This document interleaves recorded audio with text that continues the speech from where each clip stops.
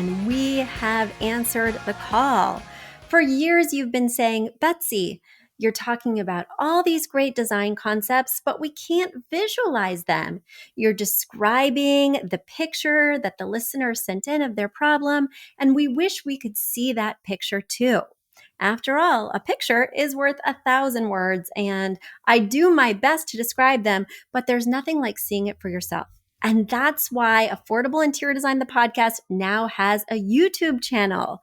Not only do we have a YouTube channel where you could see recordings and clips of these podcast episodes, we also have an Instagram, a Facebook, and so many other exciting things. You should check it out. Head over to affordableinteriordesign.com/links. Once again, affordableinteriordesign.com/LINKS. links. And when you go there, you will see links to our YouTube page, our Instagram page, our Facebook page, and more. Please check it out, follow and subscribe so you can see everything I'm talking about.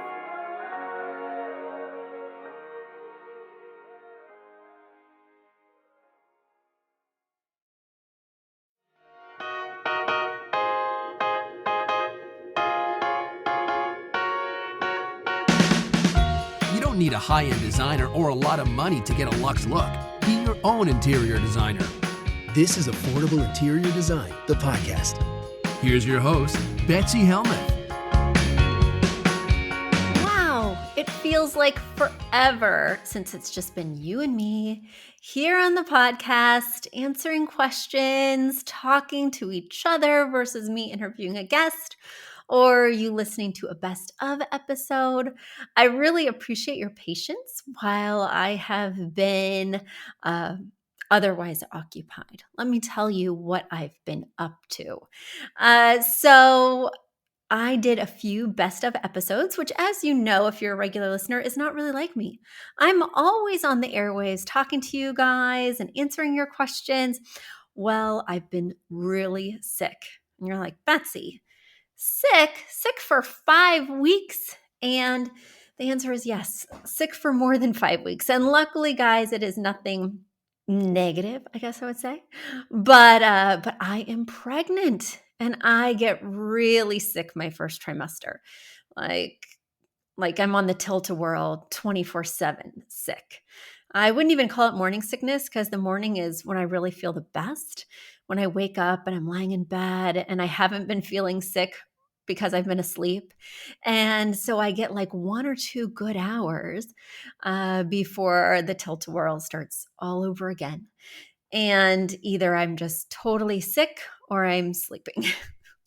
So luckily, I am in my second trimester now, and I am feeling so much better. I'm not 100%, but I am so much better. So thank you for your patience. Thank you for continuing to listen. I hope that the best of was either new to you or something that you loved to listen to again, because I have some podcasts that I love, like Dear Sugar Radio, that are no longer on the air, but every week I listen to their repeats because I just can't get enough of them. And I hope that I mean that to you and that you found value in the episodes that we shared. Well, I'm back. And I have all sorts of new episodes for you. I'm going to be digging in the mailbag and answering your questions, and everything is going to be back to normal, sort of. I am still grappling with the emotional news of being pregnant, even though I'm no longer grappling every day with the physical symptoms. So I am going through it in terms of highs and lows. I've had lots of positive experiences with pregnancies, which resulted in my 2 kids who are 10 and 12 now. But I've also had lots of negative experiences with pregnancies, I think one of which I've shared with you guys on the podcast, and a couple more that I don't know if I shared, but they were miscarriages or lost babies. And so I know that sharing this news or having conflicting emotions about this news is just something that I want to be keenly aware of when I'm talking about it, because I also haven't wanted to talk about my pregnancy, even if I could have sat in this chair and not hunched over and felt like I was going to vomit on myself. I didn't want to share the news with even my children or my mom or my friends until I knew how I felt about it, because I have a lot of conflicting emotions. I am not a spring chicken, and this was not exactly what I had planned. And, whatever. Life happens, good stuff happens, bad stuff happens. And I'm just accepting and rolling with it. So I just want to acknowledge that this might bring up things for you guys depending on your journey. And I just want to be cognizant of that. I was sharing with my neighbor because I've been really sick, and, it's hard to hide it from people who are physically in your life. So I was telling my neighbor what was wrong with me. And I was telling her that when I share the news, even though it's been rare so far, I kind of cloak it in all these apologies or question marks or just vagaries, because I don't know how other people are going to feel about their journey. I don't know how I feel about my journey. I don't know what's going to happen with this pregnancy. I've lost one late in the term. So I just like to be really sensitive. And she said, but Betsy, by being so sensitive, by being so worried about your emotional health and the people's emotional health that you're telling, are you kind of losing the joy of sharing the announcement? And yes, I am. But I'll try and feel some of that too. So there we go, guys. Just a mixed bag of news. And at the end of the episode today, I'll be sharing with you the gender, just so that we get a little gender reveal party right here. Okay, so I'll save that for the end. Now, I want to just talk about something. While I've been off the air, you guys have not been sending me questions. I need questions for future episodes. So please send them in. All you have to do is go over to affordableinteriordesign.com/podcast. Once again, that's affordableinteriordesign.com/podcast. There's a form there that you just click and fill out. It comes right to me, and I'll answer your question or query on an upcoming show. One other thing I wanted to quickly talk about before I get into today's questions is about a review that I received. So in my stupor, in my feeling sick, sometimes I hop over to iTunes and check out my reviews, because that might make me feel a little bit better. And there was a review. Of course, there's like hundreds of positive ones, and I'm so grateful for them. And that's why I go over there, to read good news and feel good. But there was a review that I want to talk about, which was negative. And, I've gotten negative reviews before. No big whoop. But this one, I wanted to quickly address, even though I'm not going to read it. And I only just skimmed it once, but you know how that stuff kind of sticks to you. But I only skimmed it once really quickly. And then I just was like, put a pin in that. Let's talk about that on the show. So now I'm back and I'm ready to talk about it. So somebody had written, I can't even remember exactly what they said, but they were referencing the fact that back in my episodes before the best of, I was talking about how I'm in sort of a weird place designing my own home, and how picking up furniture and buying new things has gone from exciting and invigorating and like this brand new kind of fresh blank slate to downright depressing. And I'm just too blue and too lost and overwhelmed to even care about picking up furniture for my own space. And then I just couldn't drum up any enthusiasm for it. And this person was saying, depressed about furniture? That is so lame. Get over it. Something to that effect. And I just wanted to say, is it lame to be depressed about furniture? Maybe.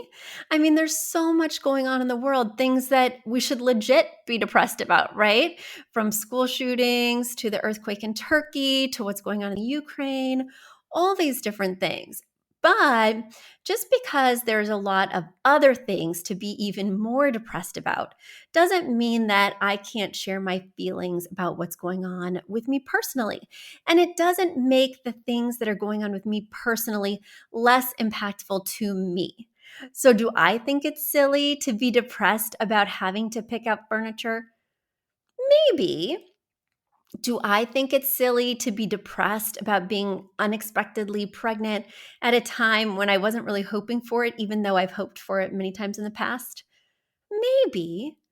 Do I know that there's lots of other people who have lots of other problems or who would pay to have these problems of being, depressed about buying new furniture, depressed about having a baby at a time when they weren't quite feeling up for it? Yes, of course. But this is just my reality, and I'm sharing it with you guys because for some of you guys, it will resonate. And for some of you guys, it will make sense or maybe even make you feel better about your own circumstance. Or you can just kind of tap into my humanity and glimpse the world through my eyes for a minute. Am I going to stay depressed about furniture or about this baby? Hopefully not. But I also don't want to be inauthentic with you guys when I'm sharing. And I don't want to have to come on the podcast, which is all about furniture and pretty things, and pretend like nothing else is going on for me. Because my favorite podcasts are the ones where the hosts reveal a little bit about themselves and, more importantly, are just real. Like, if I wanted to look at pretty pillows and hear people talk about beautiful home furnishings, there's a 16,000 YouTube clips I could go see that would give me that up, up, up, no problems, all patterns feeling. But if you want to get real about interior design and maybe even about life, come over here and I'll just tell you what I'm going through. And I'll keep in mind that this is in the context of a larger world with much bigger problems. But that doesn't invalidate my human experience, nor does it invalidate yours. So, all the more reason to write me with your questions. I am not judging you. I understand if you're depressed about furniture, pregnancies, coffee tables, throw pillows, clutter, not feeling excited about having your family over because you're not proud of your space. I understand all of this and so much more. And that's what I love about sharing with you guys and having negative experiences is, the best thing that came from my really negative experience with my pregnancy or, life's lows is that it's made me a much more empathetic person who has so many more layers of understanding when someone comes to me with their problems, including struggling with my own home. It gives me so much more empathy for people who come to me and are struggling when I've also gone through a similar situation. There we go, guys. No judgment, just answers and just sharing the journey. All right, let's talk about your journeys because I do have some great questions that have come in the mailbag, and one feels particularly apropos. And now it's time for a quick commercial break. So this one comes all the way from Wilmington, North Carolina. Taylor is writing me and she says, "Hi, Betsy. I'm currently designing a nursery for my daughter who will be here in August. The theme is floral nature. I've decided to go with a somewhat neutral wall color. It's cream, but it has a hint of peach in it. So with the afternoon light, when it hits the room, it feels very warm and cozy.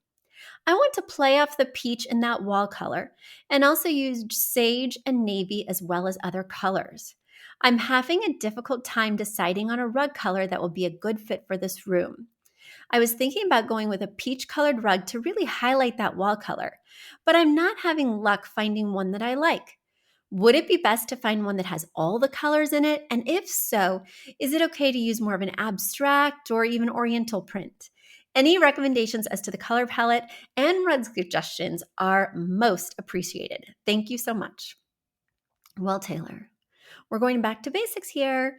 When you're creating a color palette, when I'm creating a color palette, I do not do one arbitrarily.